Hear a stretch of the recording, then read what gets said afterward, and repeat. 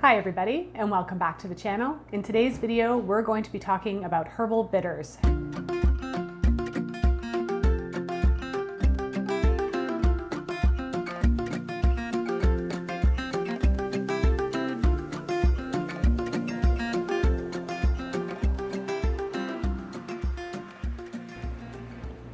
So after doing a video on herbal carminatives, which I will link here for you so you guys can check out, I asked for feedback about whether people wanted to hear more about the different broad categories of herbal chemical constituents and how they work in the body. And as it turns out, people were hungry for more information. So I decided that I would do this video on herbal bitters.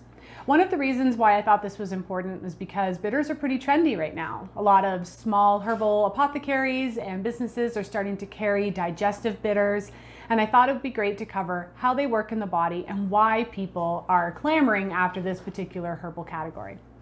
So as always, I really encourage you to please do your own independent research. Nothing that I am sharing today is meant to be medical advice, nor should it be interpreted as such. It's impossible for me to be able to cover all of the different contraindications, interactions with medications, and potential side effects of every herb that I may mention today. So it's really important for you to follow up with your own research. So without further ado, let's chat about herbal bitters. The actions of bitters are felt largely as a result of their flavor. We all have bitter taste receptors in our mouth, so it's vital that you taste your bitter herbs.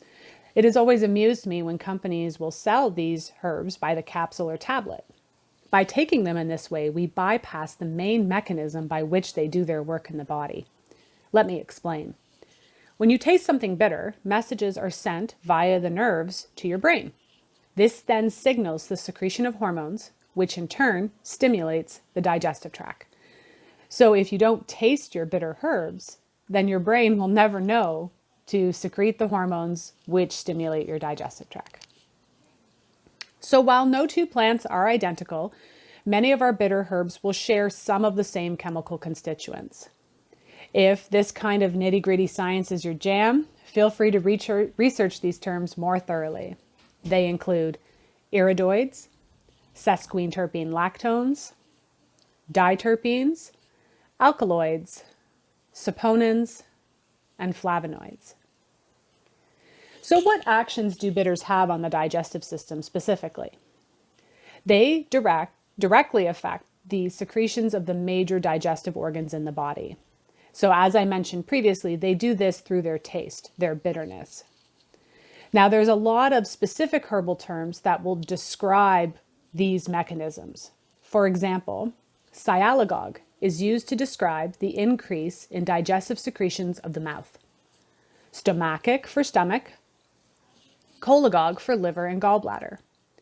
But unlike their carminative friends, bitters actually have effects on the more remote organs of the digestive system, and this would include the small intestines and the pancreas. Bitters also tend to be mildly laxative, and the term we use to describe this is aperient. Now, this is not the same as a stimulating laxative. In fact, this action mostly has to do with the increase in bile production by the liver. Bitter herbs are also a mild appetite stimulant, but you do have to be careful with doses. If you go too high with your bitter herbs, they can actually make you feel quite nauseated.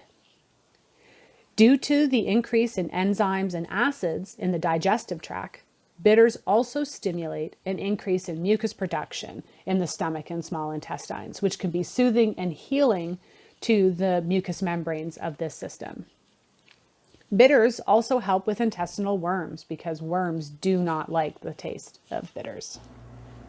So when I work with bitters in clinic, I kind of like to break them up into two categories, what I call primary bitters, which would be herbs that on their own are bitter enough to accomplish what I need in a formula, and secondary bitters. These herbs are still fairly bitter, but sometimes you need to combine a couple of them in order to get the effect you're looking for.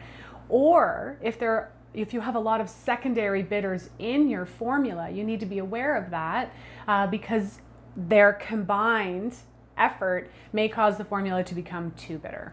So I'm going to go through a list of some of my favorites. This list is by no means complete because the world of herbal medicine is vast and ever expanding, but these are some of my favorites that I like to use, and I've got a list in front of me here. So elecampane or inula, I love both the root and leaf and flower. They're really excellent primary bitters. So is yarrow, wormwood, Roman chamomile. Roman chamomile is quite a bit more bitter than German chamomile, so make sure you know your differences when you're working with those. Boneset, blue vervain, horehound is another favorite of mine. Burdock, leaf and flower. So burdock root actually falls under the category of a secondary bitter, but if you harvest the leaf and flowering portion, so the actual burr before it turns brown on you, that has higher bitter properties than the root. Vitex or chase tree berry, motherwort, chicory root, dandelion root, yellow bedstraw. So those are some of my favorite primary bitters. But keep in mind that lots of herbs have that secondary bitter property that I was talking about. A list to go through all of them would take way too long, but many of them are the herbs that we often use in our detoxifying or depurative formulas. So think of things like red clover, dandelion leaf and flower, goldenrod, plantain, stinging nettle, heal all, checking my list here, blue violet, burdock root, as I mentioned before, milk thistle, yellow dock, soapwort. All of these herbs that we would use in our detoxifying and depurative formulas would fall under the category of secondary bitters as well. As you can see, the list of bitter herbs is quite extensive, and I didn't even cover all of them in the previous segment. Now, most bitters are also cholagogues, so it's really important to understand these actions in the body as well. Cholagogue herbs help to increase the secretions of both the liver and gallbladder, and there's some evidence to show that some of these herbs will also increase production of bile as well. Therefore, they're going to improve the function of the liver and the gallbladder and aid with things like congestion in these organs. Now, because bile is necessary for lipid digestion of our fats, cholagogues will also improve things in these areas as well. These herbs also tend to be fairly detoxifying, and it's usually the combination of a primary bitter and cholagogue that lend to these herbs being excellent general detoxifiers. So thanks so much for watching this video on herbal bitters. I hope it's inspired you to expand your horizons, learn a little bit more about these amazing plants, and do some more research.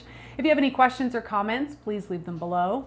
Again, this is just a gentle reminder that none of this is meant to be taken as medical advice. Always consult a natural health practitioner or your health practitioner of choice.